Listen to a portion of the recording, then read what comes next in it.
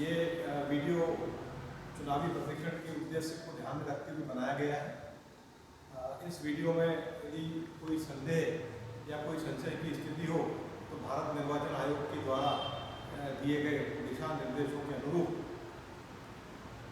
कार्रवाई करना सुनिश्चित करें। इस वीडियो में मॉक पोल के बाद की स्थिति और मशीनों के सीलिंग के बारे में बताया जा रहा है। जैसे हमारा मॉक पोल समाप्त होता है और मॉक पोल समाप्त होने के बाद में मॉक पोल को वेरीफाई भी करवा दिया जाता है, उसके तत्काल बाद हम कंट्रोल यूनिट के ऑन ऑफ के बटन को ऑफ करेंगे और उसके बाद में हम सीलिंग की प्रक्रिया करेंगे। इसके साथ में यहाँ पर एक ये भी ध्यान रखना है कि जो हमें पिंक मोहर दी हुई होती है वो इस प्रकार की होती है। इस पिंक मोहर में पिंक जो स्लिप है उसमें ये नंबर लिखा हुआ रहता है। इस नंबर के नीचे पीठासीन अधिकारी के हस्ताक्षर भी होते हैं, पोलिंग एजेंट भी हस्ताक्षर कर सकता है। और जो मॉक पोल के दौरान हमको जो पर्चियाँ मिली हैं, मॉक पोल की पर्चियाँ वो वीवीपैट के ड्रॉप बॉक्स में से निकाल कर एक काला लिफाफा दिया जाता है। उस काले लिफाफे पर के अंदर वो सारी मॉक पोल की स्लिप हमको रखना होती है। मॉक पोल की स्लिप के पीछे मॉक पोल की मोहर भी लगाई जाती है और वो तमाम पर्चियों को काले लिफाफे में अंदर रख के काले लिफाफे के ऊपर सारी प्रविष्टियाँ पूरी करके इस पिंक मोहर से उस लिफाफे को सील बंद कर दिया जाता है। इसके बाद हम सीलिंग की प्रक्रिया को समझेंगे। सीलिंग की प्रक्रिया में ग्रीन पेपर सील हमको प्राप्त होती है और ग्रीन पेपर सील पे एक तरफ नंबर लिखा हुआ रहता है। इस नंबर के नीचे भी पीठासीन अधिकारी महोदय अपने हस्ताक्षर कर देंगे और जो पोलिंग एजेंट है वो भी अपने हस्ताक्षर कर देंगे। इसी प्रकार से एक स्पेशल डेट होता है और इस स्पेशल डेट पर भी हमारे जो पोलिंग एजेंट है वो पीठासीन अधिकारी महोदय पहले से ही हस्ताक्षर कर देंगे और यहाँ पर कंट्रोल यूनिट का नंबर भी लिखना होता है। इसके बाद में एड्रेस टैग की आवश्यकता पड़ती है। एड्रेस टैग को पहले से हम भर के रखेंगे। इसमें लोकसभा विधानसभा लिखा है तो लोकसभा हमको रखना है, विधानसभा को काटना है। इसके साथ में 24 रतलाम संसदीय निर्वाचन क्षेत्र से और इसके आगे TU में यदि ये लगा रहे हैं, बैलेट यूनिट में लगा रहे हैं तो बैलेट यूनिट का नंबर लिखना होता है।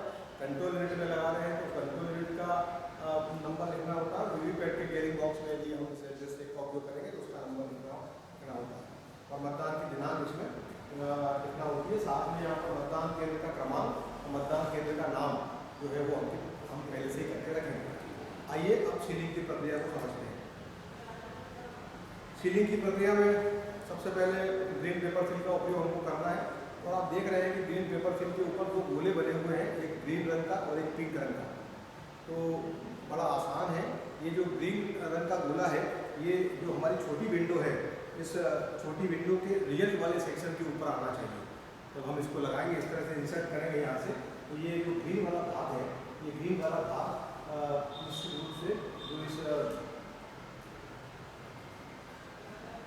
छोटी विंडो पे के नीचे जो रियल वाला सेक्शन है, उस रियल वाले सेक्शन में ये ग्रीन वाला भाग जो है इस तरह से आ जाना चाहिए।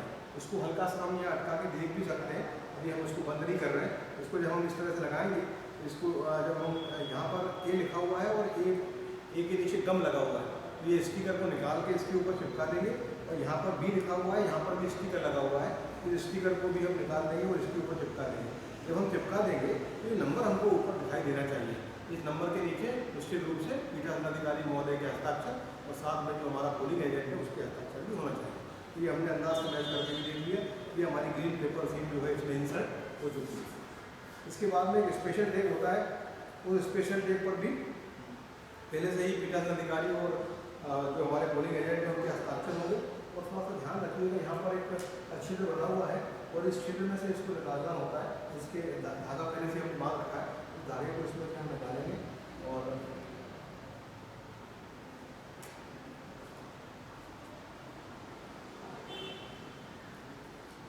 धागा हमने इसमें निकाल लिया है। अब इसके बाद में ये जो ग्रीन पेपर सील थी हमने इसको पहले से इंसर्ट कर लिया था। अब इसको हल्का सा, अब ऐसी स्थिति है कि अपन धागा भी अपना निकल गया है, इसको हल्का सा प्रेस करके इसको बंद कर सकते हैं, हल्के से क्लिक किया हुआ है। इसके बाद में जो हमने स्पेशल टैग लगाया है इसको स्पेशल टैग बोलते हैं।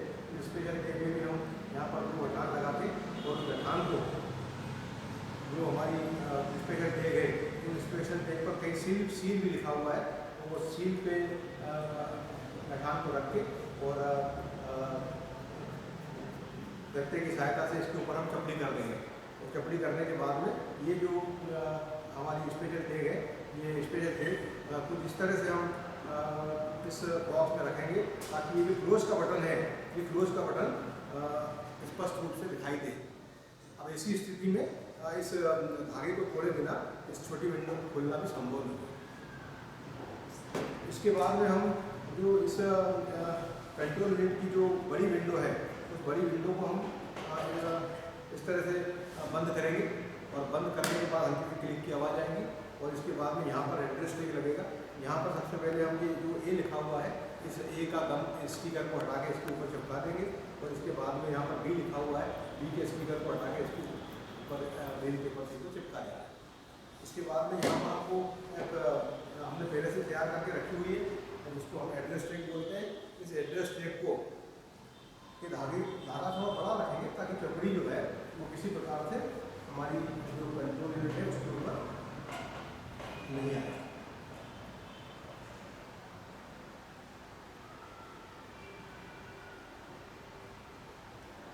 धागा इसमें से हमने निकाल ली और धागा निकालने के बाद में इस धागे पे हम 2 गठान लगा देंगे और 2 गठान लगाने के बाद में गठान के ऊपर हमको चपड़ी करना है।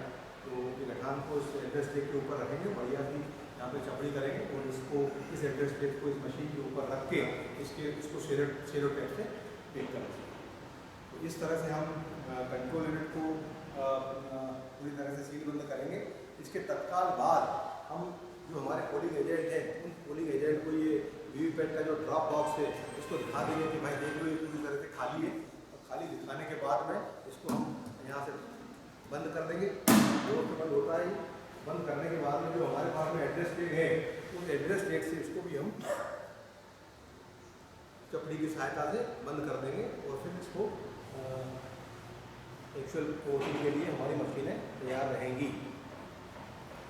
यहाँ पर भी वही सिस्टम है।